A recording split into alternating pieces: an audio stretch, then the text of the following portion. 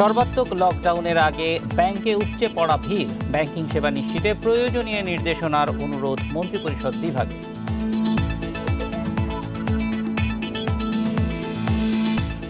বৈশাখের উত্তাপ নেই রাজধানীর শপিং মলে, লকডাউন না বাড়ানোর অনুরোধ দোকান মালিক সমিতি।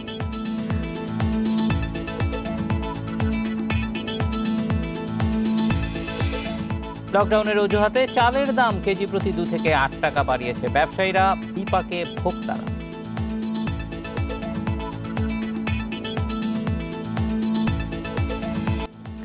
আমন্ত্রণ অর্থনীতি সারাদিনে, সাথে আছে আমি জাহিদ হোসেন। এতক্ষণ শুনছিলেন শিরোনাম, এবার বিস্তারিত। কঠোর লকডাউন শুরুর আগেই লেনদেন শেষ করতে গ্রাহকদের উপচে পড়া ভিড় ছিল ব্যাংকগুলোতে। মঙ্গলবার সকাল থেকেই রাজধানীতে প্রতিটি শাখার সামনে ছিল দীর্ঘ সারি।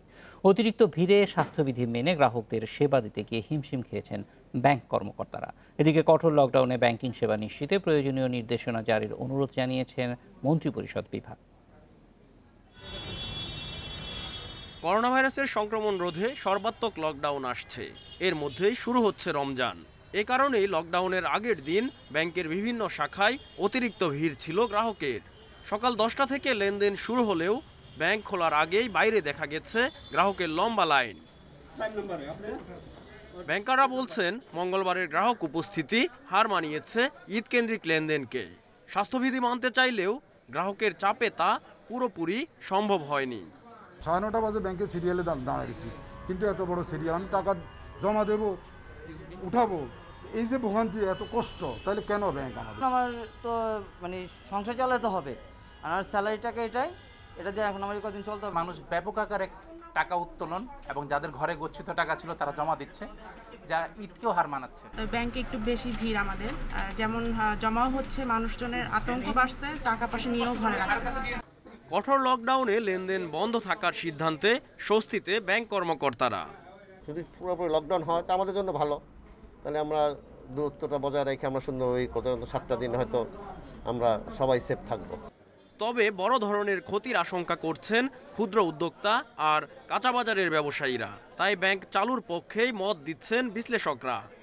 আমাদের 4 লাখ, 5 লাখ, 6 লাখ, 7 লাখ টাকা থাকে কাঁচামালের টাকা, সেটা কই দেবো, বড় কষ্টই আর কি আমাদের জন্য। এই জন্য ব্যাংকটা এভাবে সরকার বন্ধ না করে দিয়ে ব্যাংকটা চালু রাখতে পারতো, 2 ঘন্টার জন্য চালু রাখতে পারতো এভরিডে।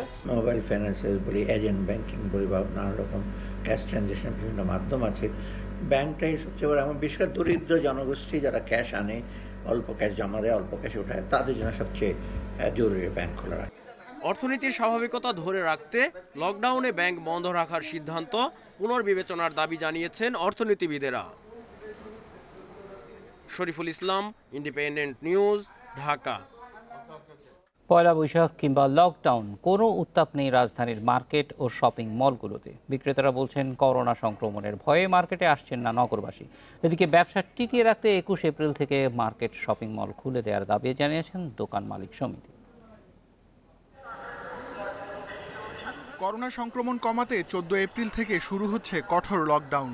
এদিনই পয়লা বৈশাখ। ব্যবসায়ীদের প্রত্যাশা ছিল লকডাউনের আগের দিন বিক্রি বাড়বে, তবে আশায় গুড়ে বালি।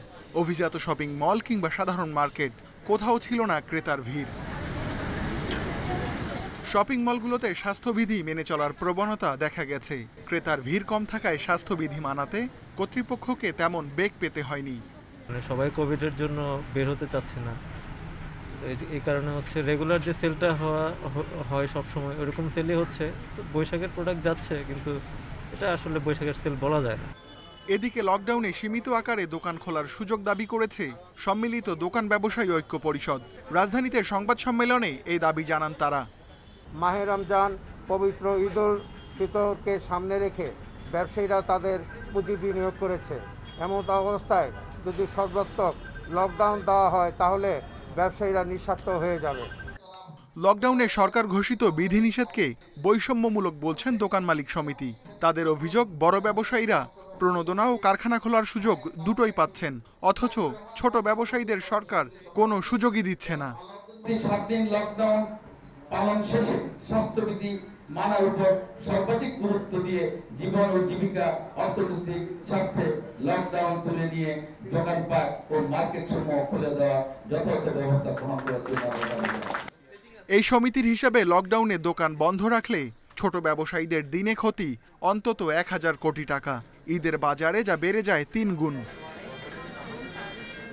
Ruhul Amin, independent news, Dhaka. Lockdown ও ধান সংকটের অজুহাতে আবারও বেড়েছে সব ধরনের চালের দাম। এক সপ্তাহের ব্যবধানে প্রকারভেদে প্রতি কেজি চালের দাম বেড়েছে 2 থেকে 8 টাকা পর্যন্ত। দাম বাড়ায় বিপাকে পড়েছে সাধারণ মানুষ। নতুন ধান বাজারে পুরোপুরি না আসা পর্যন্ত চালের দাম কমবে না বলে জানিয়েছে ব্যবসায়ীরা। যশোরে পাইকারি ও খুচরা বাজারে চালের দাম প্রতি কেজিতে বেড়েছে 2 থেকে 8 টাকা। খুচরা ব্যবসায়ীদের দাবি, লকডাউন ও মিলারদের কারসাজিতে তৈরি হয়েছে সংকট।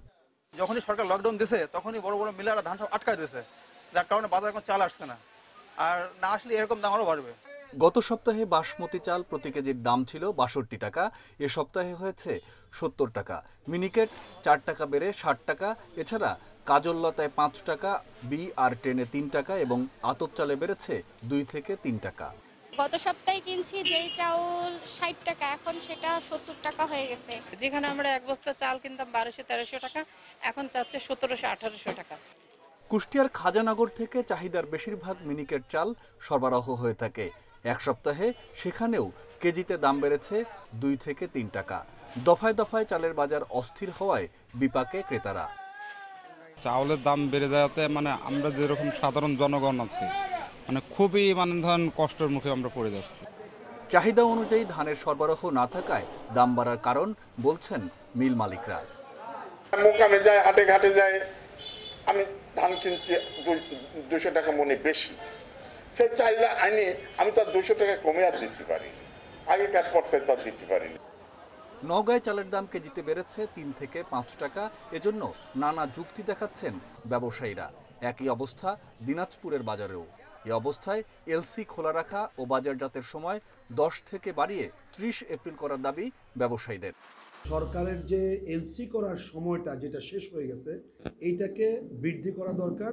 পাশাপাশি এলসিকৃত মাল বাজারজাতকরণেরও সময় যদি বৃদ্ধি করে, আমি মনে করি যে আগামী 1 মাস চালের বাজার স্থিতিশীল থাকবে। এদিকে লক্ষ্মীপুরে প্রতি কেজি দাম বেড়েছে 3 টাকা। এজন্য মিলারদের কৃত্রিম সংকট তৈরির অভিযোগ করছেন খুচরা ব্যবসায়ীরা। এছাড়া মেহেরপুরে সব ধরনের চালের দাম বেড়েছে 4 থেকে 8 টাকা পর্যন্ত। Mamunur Rashid, independent news desk. অর্থনীতি সারাদিনে একটি বিরতি নিচ্ছি, ফিরে এসে অন্যান্য সংবাদের সঙ্গে থাকবে। লকডাউনের আগে বড় উত্থান 2 শেয়ার বাজারে। DSEX বাড়ল 70 পয়েন্ট।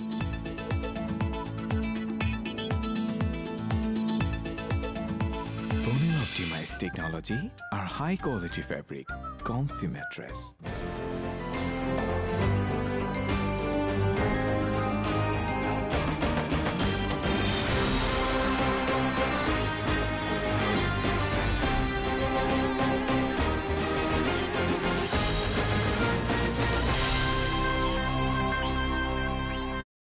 তুমি জানো আমি কে?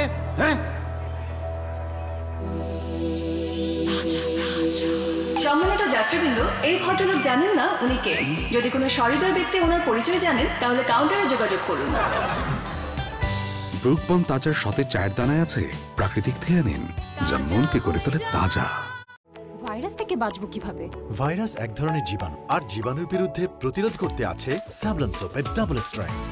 Savlon soap, double strength, double protection. আপু খেয়ে নাও।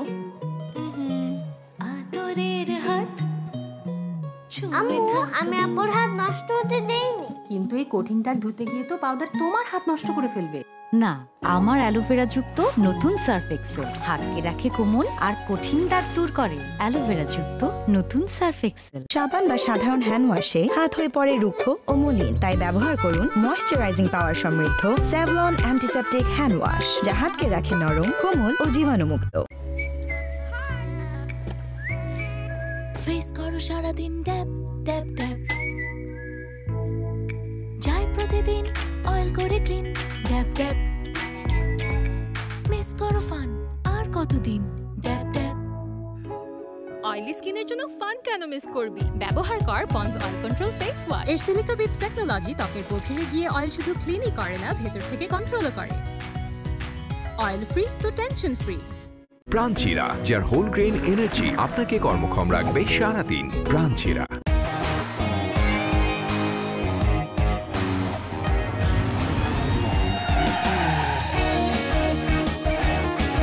রুক্ষ ত্বক আর ধুলো ময়লা ভুলে আপনাকে সতেজ ও সুস্থ রাখতে 3টি ভিন্ন ভ্যারিয়েন্টে এসিআই নিয়ে এলো সেপটেক্স অ্যান্টিসেপটিক বার। এখন আপনি থাকুন অ্যাক্টিভ প্রতিদিন। প্রাণচিরা, যার হোল গ্রেইন এনার্জি আপনাকে কর্মক্ষম রাখবে সারাদিন। প্রাণচিরা। এই, বাইরে কোথায় যাচ্ছিস? বাইরে না, ভিতরে। ভিতরে? এখানেও তো জীবাণু আছে। হ্যাঁ, জীবাণু? টয়লেটে দুর্গন্ধ মানেই তো জীবাণু। একদম ঠিক, তাই আপনার দরকার ডমেক্স ফ্রেশ গার্ড। এটি 99.9% জীবাণু ধ্বংস করে এবং ছড়ায় দারুণ সুগন্ধ। ডমেক্স ফ্রেশ গার্ড, জীবাণু, দাগ ও দুর্গন্ধহীন ফ্রেশ টয়লেট দিনের পর দিন। ভাইরাস থেকে বাঁচবো কিভাবে? ভাইরাস এক ধরনের জীবাণু, আর জীবাণুর বিরুদ্ধে প্রতিরোধ করতে আছে স্যাভলন সোপের double strength. Savlon soap, double strength, double protection. Vim smart liquid কেন? বাসায় তো গরুর গাড়িতেও যাওয়া যায়, মডার্ন কেন হব না? লিকুইড ওপরে তো সিঁড়ি দিয়ে ওঠা যায়, ফাস্ট কেন হব না? লিকুইড চিঠি তো কবুতর দিয়েও পাঠানো যায়, অ্যাডভান্স কেন হব না? শেয়ার বাজারে লেনদেন বন্ধ হওয়ার আগে মঙ্গলবার দেশের 2 শেয়ার বাজারে বড় উত্থান হয়েছে। 2 স্টক এক্সচেঞ্জে মূল্য সূচকের বড় উত্থানের পাশাপাশি বেড়েছে লেনদেনের পরিমাণও। মঙ্গলবার ঢাকা এক্সচেঞ্জে প্রধান সূচক DSEX বেড়েছে 70.2 পয়েন্ট, অবস্থান করছে 5258 পয়েন্টে। হাতবদল হওয়া কোম্পানি ও মিউচুয়াল ফান্ডের মধ্যে দর বেড়েছে 228টির, কমেছে 63টির এবং দর অপরিবর্তিত ছিল 56টির। সূচকের উত্থানের সঙ্গে DSE-তে লেনদেনের পরিমাণও আগের দিনের তুলনায় বেড়েছে। লেনদেন হয়েছে 511.93 লাখ টাকা। DSE-তে এসব সব থেকে বেশি লেনদেন হয়েছে বেক্সিমকো শেয়ার। অপর বাজার চট্টগ্রাম স্টক এক্সচেঞ্জের সার্বিক সূচক বেড়েছে 185 পয়েন্ট, লেনদেন হয়েছে 25.63 লাখ টাকার। লকডাউনের কারণে এক সপ্তাহ আগেই দায়িত্ব বুঝে নিলেন তৈরি পোশাক শিল্প মালিকদের সংগঠন BGME এর নতুন সভাপতি ফারুক হাসান ও 7 সহ সভাপতি। মঙ্গলবার রাজধানীর গুলশানে এক সংক্ষিপ্ত আয়োজনের মধ্যে দায়িত্ব বুঝে নেন তারা। BGME এর সভাপতি রুবানা হক দেশের বাইরে থাকায় নতুন কমিটির হাতে দায়িত্ব হস্তান্তর করেন ভারপ্রাপ্ত সভাপতি মোহাম্মদ আব্দুস সালাম। নতুন বোর্ডের প্রথম সহসভাপতি হিসেবে দায়িত্ব নেন চট্টগ্রামের সৈয়দ নজরুল ইসলাম। সংগঠনটির জ্যেষ্ঠ সহসভাপতি হিসেবে দায়িত্ব নিয়েছেন SM মান্নান কোচ। সহসভাপতি হিসেবে বাকি 5 জন হলেন শহীদুল্লাহ আজিম, খন্দকার রফিকুল ইসলাম, মিরান আলী, নাসির উদ্দিন এবং রফিকুল আলম চৌধুরী। এ সময় BGME এর নতুন সভাপতি ফারুক হাসান কাল থেকে শুরু হওয়া লকডাউনের মধ্যে স্বাস্থ্যবিধি মেনে কারখানা চালু রাখতে মালিকদের প্রতি আহ্বান জানান। আমাদের কারণে কোভিডের ইনফেকশনের সংখ্যা আরও বেড়ে যায়, সেই কারণে আমরা আমাদের কারখানা, অফিস সেগুলো যেন কমপ্লিটলি স্বাস্থ্যবিধি যে প্রোটোকল আছে, BGME থেকে সব প্রোটোকল দেওয়া আছে, আমরা জানি সেটা যেন কঠোরভাবে আমরা ফ্যাক্টরিতে ইমপ্লিমেন্ট করি। নিবন্ধন ছাড়াই চলছে দেশের বেশিরভাগ সোনালী মুরগির খামার। এতে সরকারের নজরদারির বাইরে থাকছে এসব খামার। সংশ্লিষ্টরা বলছে, খামারিদের বাধ্যতামূলক নিবন্ধনের আওতায় না আনা গেলে হুমকির মুখে পড়বে নিরাপদ পোলট্রি খাদ্য। কিছুটা দেশি মুরগির স্বাদ পাওয়ায় বর্তমানে বেশ জনপ্রিয় সোনালী জাতের মুরগি। বাজারে গেলে এর চাহিদাও দেখা যায় বেশি, কিন্তু এ জাতের মুরগি উৎপাদন প্রক্রিয়া নিয়ে শঙ্কা বাড়ছে দিন দিন। উত্তরবঙ্গ সহ দেশের নানা জায়গায় পরিকল্পনা ছাড়াই গড়ে উঠেছে সোনালী জাতের মুরগির খামার, কিন্তু এসব খামারে সার্বিক ব্যবস্থাপনায় মানা হয় না সঠিক নিরাপত্তা ব্যবস্থা। বেশিরভাগেরই নেই কোনো সরকারি নিবন্ধন। সংশ্লিষ্টরা বলছেন, নিবন্ধন না থাকায় এইসব খামারে কোনো নজরদারি নেই। বাড়তি লাভের আশায় খামারিরা ব্যবহার করছে অতিরিক্ত অ্যান্টিবায়োটিক ওষুধ। এতে স্বাস্থ্যসম্মত মাংস ও ডিম পাওয়া নিয়ে শঙ্কা অনেকের। সরকারি নীতিমালায় একটা ফার্ম যেরকম হওয়া উচিত সেই কাঠামোটা থাকতে হবে এবং বায়োসিকিউরিটি মেনটেন করে সেই কাঠামো অবলোকন, ওই কাঠামোর জায়গায় যতক্ষণ না আসতে পারবে তাকে যাতে রেজিস্ট্রেশন দেওয়া না হয়, রেজিস্ট্রেশন না দেওয়ার কোনো সে রেপুটেশনে আসতে পারে। এর ফলে কি হবে, সেই ফার্মটার বায়োসিকিউরিটি বাড়বে, আশেপাশে ফার্মের কোয়ালিটি গুণগত মান আরও ভালো হবে। বিষয়টি স্বীকার করে প্রাণী সম্পদ অধিদপ্তর বলছে, নিবন্ধনহীন খামারের ব্যাপারে সতর্ক রয়েছে সরকার। ব্রয়লার মুরগির খামারের মতো সোনালীর খামারগুলো নিবন্ধনের আওতায় আনতে কাজ চলছে বলে জানান কর্মকর্তারা। আমরা বিএসটিআই এর সাথে কাজ করছি, আমরা ফুড সেফটি অথরিটির সাথে কাজ করছি, আমরা মৎস্য ও প্রাণী সম্পদ মন্ত্রণালয়ের নির্দেশনা মোতাবেক কাজ করছি। আমাদের যে প্যারেন্ট অর্গানাইজেশনগুলো আছে, মন্ত্রণালয় আছে, জাতীয় পর্যায়ে সেটা বিচার বিশ্লেষণের মাধ্যমে সেই সেক্টরের দেখভাল সেটা হয়তো সরকার নিবে আর কি। বিশেষজ্ঞদের মতে, মানসম্মত পোলট্রি খাদ্যের উৎপাদন বাড়াতে পারলে অভ্যন্তরীণ চাহিদা পূরণের পাশাপাশি রপ্তানির সুযোগও বাড়বে। Shahid Ahmed, independent news, Dhaka. Corona সংক্রমণ রোধে লকডাউনে যাত্রীবাহী ট্রেন বন্ধ থাকলেও পণ্যবাহী ট্রেন চলবে বলে জানিয়েছে রেলমন্ত্রী নুরুল ইসলাম সুজন। সকালে রাজধানীর রেল ভবনের সংবাদ সম্মেলনে একথা জানান তিনি। রেলমন্ত্রী বলেন, সরকারের 7 দিনের বিধিনিষেধ আরোপের মধ্যে পণ্যবাহী ও পার্সেল ট্রেন চালু থাকবে।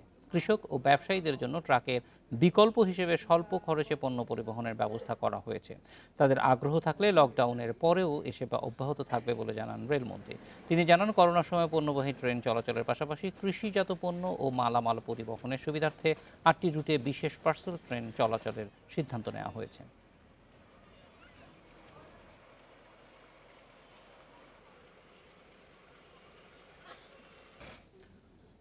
অর্থনীতি সারাদিন শেষ করব, তার আগে শিরোনামগুলো জানাবো আরেকবার। সর্বাত্মক লকডাউনের আগে ব্যাংকে উপচে পড়া ভিড়, ব্যাংকিং সেবা নিশ্চিতে প্রয়োজনীয় নির্দেশনার অনুরোধ মন্ত্রিপরিষদ বিভাগে।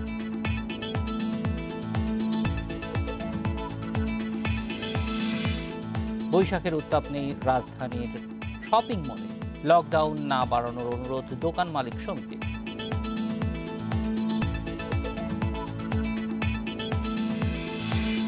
লকডাউনের অজুহাতে চালের দাম কেজি প্রতি 2 থেকে 8 টাকা বাড়িয়েছে ব্যবসায়ীরা, বিপাকে ভোক্তারা।